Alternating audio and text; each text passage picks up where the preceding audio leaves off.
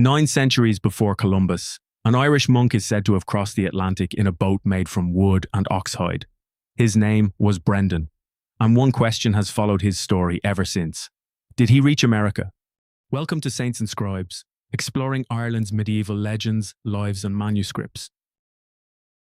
The answer begins not with a map, but with a medieval manuscript. Brendan was a real Irish churchman associated with Clonfert in County Galway.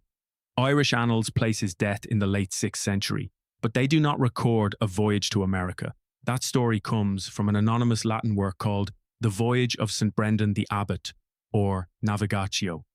In the story, Brendan hears of a perfect land, hidden somewhere across the ocean, the promised land of the saints. He chooses 14 monks to go with him. On the coast of Kerry, they build a light wooden frame, cover it with ox hides tanned in oak bark, seal the joints with animal fat, raise a mast, and sail into the unknown. What follows is not an ordinary travel diary. For 7 years, the monks move through a sacred Atlantic, where the calendar of the church seems to shape the sea itself. At Easter, they land on what appears to be a bare, rocky island. They light a fire and set a cooking pot over it. Then the ground begins to move. The monks race back to their boat as the island swims away. Brendan tells them it is Jasconius, the greatest creature in the ocean, later imagined as a whale. On another island, they find a tree so crowded with white birds that its branches disappear. The birds sing like a vast choir. In the story, they are neutral angels, exiled from heaven, but spared punishment. At last, after passing through a wall of mist, Brendan reaches a land filled with fruit trees and unending light.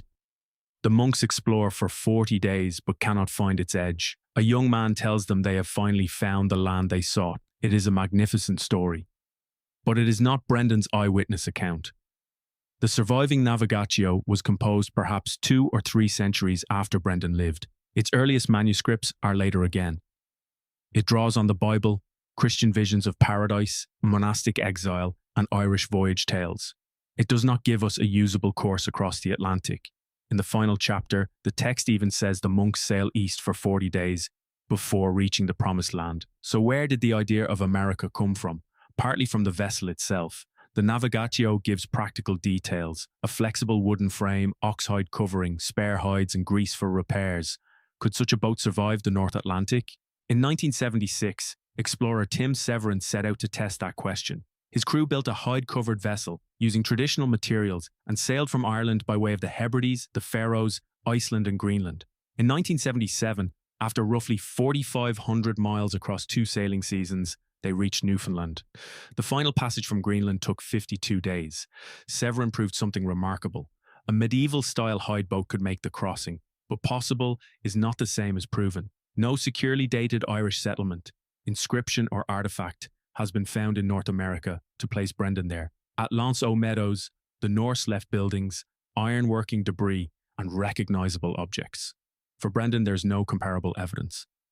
So, did St Brendan reach America before Columbus?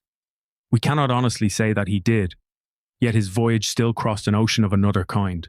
The Navigatio spread through medieval Europe in more than 100 manuscripts and many languages. Brendan's island remained on maps for centuries, and the story taught generations to imagine that the Atlantic might contain a road, not merely an edge.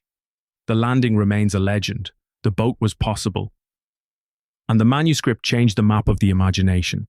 That is where legend meets the manuscript. Next time, the Book of Kells. Who made it and why was it never finished?